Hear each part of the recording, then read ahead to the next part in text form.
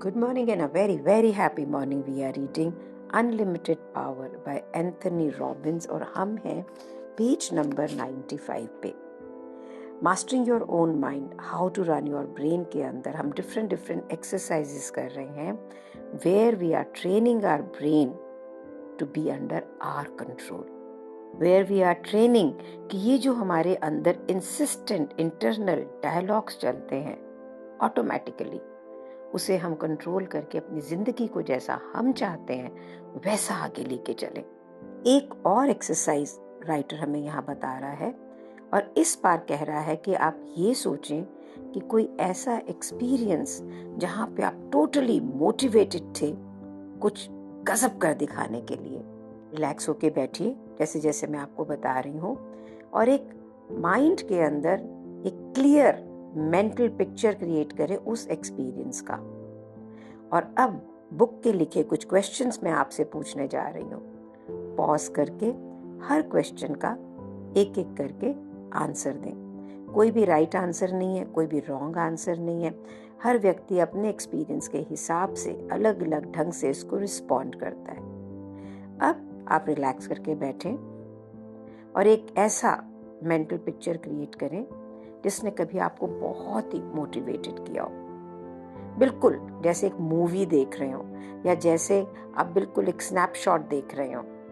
अब ये बताएं कि ये पिक्चर जो आप अपने माइंड में देख रहे हैं ये कलर्ड है या ब्लैक एंड वाइट है.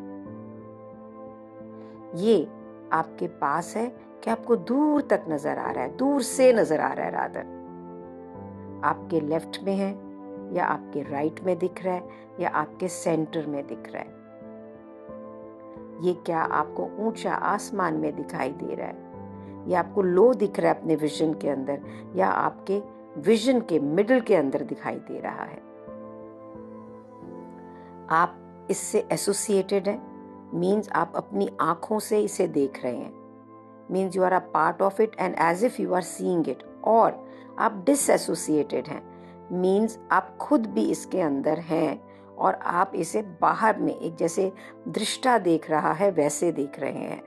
और जो आप देख रहे हैं उसके चारों तरफ एक फ्रेम यानी एक बॉर्डर लाइन है या एक पानोरामा है, जैसे कि हर चीज एकदम अनंत चली जा रही है. ये जो आप देख रहे हैं ये ब्राइट है या डिम है, डार्क है या लाइट है. आप इसको बिल्कुल फोकस्ड देख पा रहे हैं या अनफोकस्ड देख पा रहे हैं. अब जब आप इस एक्सरसाइज को कर रहे हैं और इस दृश्य को दोबारा देख रहे हैं तो आप ये नोट करें कि आपके लिए कौन सी सब मोडालिटीज सबसे स्ट्रॉन्ग है, कौन सा ऐसा है जिस पे सबसे ज्यादा पावर है जब आप फोकस करते हैं. आपको दिखने में बहुत दिख रहा है या आपको आवाजें बहुत अच्छी सुन रही हैं या आप उस समय की खुशबू को महसूस कर पा रहे हैं.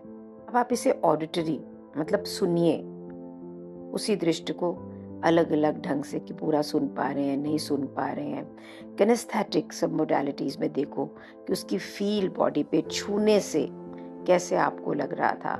तो जब आप कुछ सुनते हैं तो क्या आप उसे अपनी वॉइस में सुन रहे हैं, क्या आप लोगों की आवाजें सुन रहे हैं, क्या आपको ये डायलॉग सुन रहा है या जैसे कोई मोनोलॉग है, हाँ ये हो रहा है ये नहीं हो रहा है ऐसे सुन रहा है. आपको ये आवाज जोर से सुनाई दे रही है कि क्वाइटली सुनाई दे रही है. आपको ये इन्फ्लेक्शन यानी ऊपर नीचे होते हुए वॉल्यूम में सुनाई दे रही है कि मोनोटोन में सुनाई दे रही है. ये रिदमिक है या स्टैकेटो है, इसकी टेम्पो स्लो है कि रैपिड है, क्या ये आवाजें आ रही हैं और जा रही हैं या बिल्कुल स्टेडी कमेंट्री की तरह आपके साथ में है.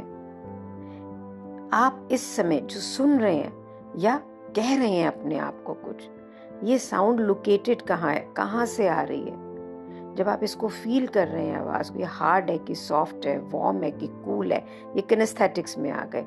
रफ है कि स्मूथ है, फ्लेक्सिबल है कि रिजिड है, सॉलिड है कि लिक्विड है, शार्प है कि डल है. और ये फीलिंग आपकी बॉडी में किस हिस्से में आपको महसूस हो रही है, सार है कि स्वीट है. कुछ क्वेश्चन शुरू में मुश्किल लगेंगे, आंसर देने में लगेगा कि अरे समझ में नहीं आ रहा है, लेकिन ये जान लें, जैसे जैसे आप अपनी मोडालिटीज के प्रति ज़्यादा सचेत होते चले जाते हैं ना, वैसे वैसे आप अपनी परसेप्शंस को लर्न करते हैं इम्प्रूव करना, और इस प्रोसेस को कहा जाता है ओवरलैप।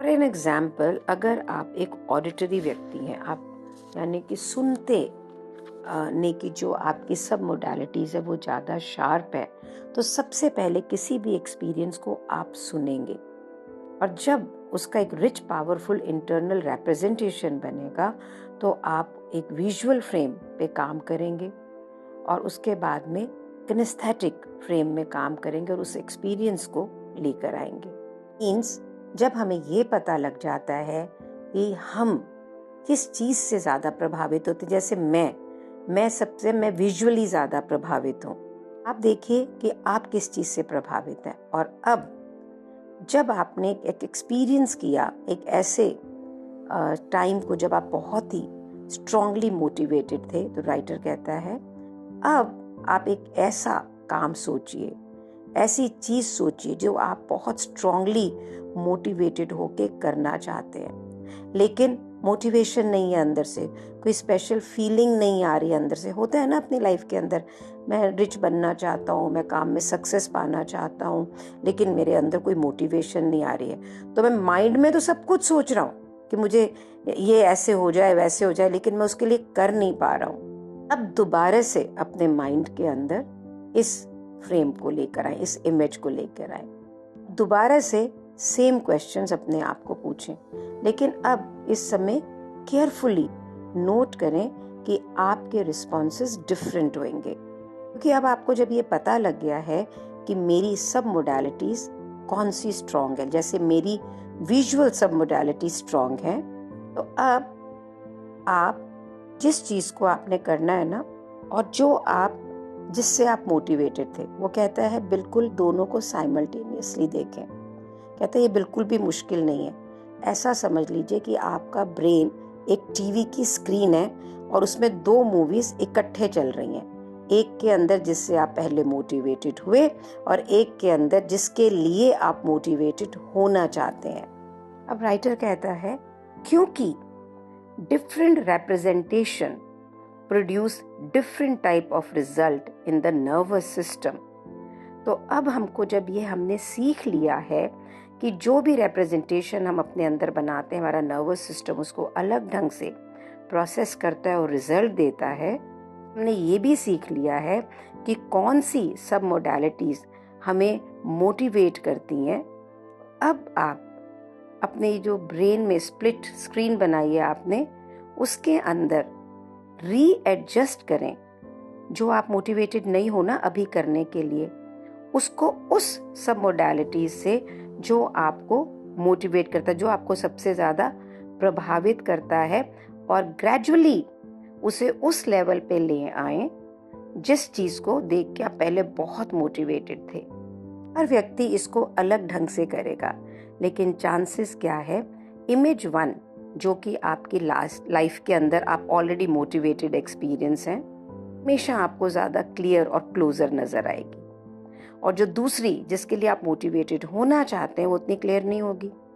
तो राइटर कहता है कि मैं ये चाहता हूं कि आप फोकस करें कि दोनों में कितना फर्क है, और अब सेकंड रिप्रेजेंटेशन को जो कि अभी आपको मोटिवेट नहीं कर रही है, उसको धीरे धीरे क्रिएट करें जैसे कि पहली मोटिवेटेड क्लियर इमेज है। Let me make it easy for you. आप ये समझ लीजिए आपके सामने एक टीवी है, आपने बाएं हाथ को वो वाली इमेज को एक्सपीरियंस किया जो आपकी लाइफ में हो चुकी है, बहुत मोटिवेटेड थे और बहुत अच्छा रिजल्ट मिला। दाहिने हाथ को वो इमेज है जैसा कि आप रिजल्ट चाहते हैं पर आप मोटिवेटेड फील नहीं कर रहे हैं। अब दाहिने वाली जो आपकी इमेज है उसको जो भी सब मोडालिटीज, यानी अगर आपको देखने में पहले अच्छा लगता है, आप उससे प्रभावित होते हो, तो उसको लाके विजुअली क्लियर करें। अगर ऑडिटरी सुनने में आप प्रभावित होते हैं तो उसकी वॉइसेस को बिल्कुल क्लियर सुने जैसे कि आप पहले मोटिवेटेड में थे, यानी दोनों इमेजेस को सुनना, छूना, महसूस करना और देखना उसके अंदर ब्राइट करना है, जैसा कि पहले वाली इमेज में था जब आप ऑलरेडी मोटिवेटेड थे। अब राइटर कहता है कैसा फील करते हैं आप इमेज 2 के बारे में, जिस चीज़ के लिए आप मोटिवेटेड नहीं थे, क्या आप अब मोटिवेटेड हैं? मोटिवेटेड होंगे अगर आपने उसकी इंटेंसिटी को अपनी पहली इमेज के सब मोडालिटीज के एक्सपीरियंस के जितना शार्प कर लिया होगा। तो आप बिल्कुल फोकस करके विजुअल, ऑडिटरी एंड किनेस्थेटिक सब मोडालिटीज के साथ में करें। राइटर आपको पेज नंबर 97 पे ये याद रखने के लिए फिर से याद करा रहा है कि जो हमारे अंदर इंटरनल रिप्रेजेंटेशन होती हैं, जो पहले कुछ हुआ होता है, वो सिमिलर अवस्थाएं, सिमिलर फीलिंग्स को क्रिएट करता है। सिमिलर फीलिंग्स और स्टेट्स आपके सिमिलर एक्शंस को क्रिएट करता है। अगर आपको ये पता लग जाए कि आपने किसी भी काम को इतनी मोटिवेशन से क्यों किया, कैसे किया, उसका क्या कारण था, तो आपको ये मालूम हो जाएगा कि आप जिंदगी में कुछ भी करना चाहते हैं तो आप अपने आप को मोटिवेटेड स्टेट में कैसे रख सकते हैं। आप वहां से एक इफेक्टिव एक्शन लेंगे। फिर से राइटर हमें याद करा रहा है कि ये याद रखिएगा कि कुछ सब मोडालिटीज हमें ज्यादा इफेक्ट करती है। सब मोडालिटीज मतलब आपकी जो 5 सेंसेस हैं, सुनना, देखना, छूना, महसूस करना, करके ये 3, इसी के बारे में वो बार बार बात कर रहा है। अपनी लाइफ का एग्जाम्पल दे रहा है। ये आपको समझने में हेल्प करेगा कि जब मैं एक छोटे बच्चे के साथ में काम कर रहा था जो बिल्कुल भी स्कूल नहीं जाना चाहता था, बिल्कुल अनमोटिवेटेड था। विजुअल सब मोडालिटीज उसको बिल्कुल भी मोटिवेट नहीं कर पा रही थी, लेकिन उसने अपने आप को कुछ शब्द बोले और एक सर्टेन वॉइस टोन में बोले, वो इमीडिएटली मोटिवेटेड हो गया स्कूल जाने के लिए। और उसने ये भी महसूस किया कि जब वो मोटिवेटेड था तो उसके बाइसेप्स में टेंशन थी। ये भी महसूस किया कि जब वो मोटिवेटेड नहीं था या गुस्सा था तो उसके जॉ में टेंशन थी और उसकी वॉइस की जो टोन थी वो डिफरेंट थी। राइटर कहता है सिर्फ मुझे ये जो 2 सब मोडालिटीज थी कि जब उसका बाइसेप्स के अंदर टेंशन हो जाती थी या वो एंग्री फील करता था तो जॉ में टेंशन होती थी और उसकी वॉइस बदल जाती थी, मैंने सिर्फ ये 2 अनमोटिवेटेड स्टेट को मॉनिटर करके, चेंज करके उसे अपसेट और अनमोटिवेटेड स्टेट से मोटिवेटेड स्टेट के अंदर ले आया। एक और एग्जाम्पल देता है कि एक उनकी वुमेन क्लाइंट, उसे चॉकलेट बहुत अच्छी लगती थी क्योंकि टेक्सचर की वजह से, उसकी क्रीमीनेस की वजह से, उसकी स्मूथनेस की वजह से, और उसे अंगूर खाने बिल्कुल अच्छे नहीं लगते थे क्योंकि वो क्रंची होते थे। राइटर कहता है मुझे सिर्फ इतना करना था कि मुझे उसे एक इमेजिन कराना था कि वो एक ग्रेप को, एक अंगूर को बहुत ही धीरे धीरे खा रही है, स्लोली खा रही है और उसके टेक्सचर को अपने माउथ में फील कर रही है और वो अपने आप से कह रही है, जैसी जिस टोनालिटी में वो बात करती जब वो चॉकलेट खा रही थी, उसी टोनालिटीज के अंदर वो अपने आप से बात कर रही है। इतना करने से ही वो जो वुमन थी वो अंगूर खाने लग गई। हो सकता है अभी जो मैं आपको बता रही हूँ आपको लग रहा हो कि यार ये कैसे होगा, but then this is extremely powerful. Number 98 पे बुक कहती है कि आपको हमेशा एक क्यूरियस रहना चाहिए कि कोई भी व्यक्ति जो रिजल्ट प्रोड्यूस कर रहा है उसका मेंटली, फिजिकली वो किस स्पेस में है। कोई लोग मेरे पास काउंसलिंग के लिए आते हैं तो वो कहते हैं मैं डिप्रेस्ड हूँ, तो मैं उससे ये नहीं पूछता कि तुम डिप्रेस्ड क्यों हो, उनसे ये पूछता हूँ कि भाई कि तुम अपने आप को कैसे रिप्रेजेंट कर रहे हो, क्यों नहीं, तुम कैसे डिप्रेस्ड हो, तुमने अपने आप को ये डिप्रेस्ड कैसे किया।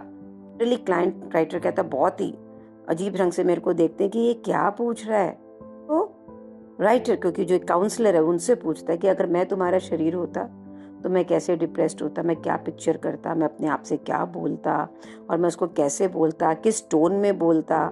पूरा प्रोसेस है जहां से हम अपने अंदर एक specific mental and physical action create करते हैं, वहां से एक स्पेसिफिक इमोशनल रिजल्ट पाते हैं। अगर आप इस स्ट्रक्चर और प्रोसेस को चेंज कर दें तो आप जो चाहें वो बन सकते हैं। डिप्रेस्ड स्टेट से कोई भी स्टेट में आ सकते हैं।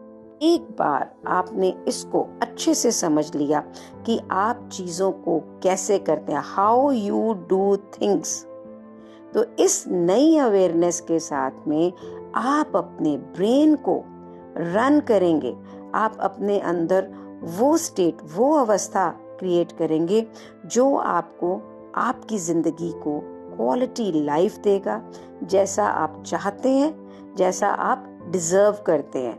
एक एग्जाम्पल है, पूछिए अपने आप से कि मैं कैसे फ्रस्ट्रेटेड हो जाता हूँ, कैसे डिप्रेस्ड हो जाता हूँ। क्या मैं एक अपनी इसके कोई भी चीज़ की एक बहुत बड़ी इमेज क्रिएट कर लेता हूँ अपने माइंड के अंदर?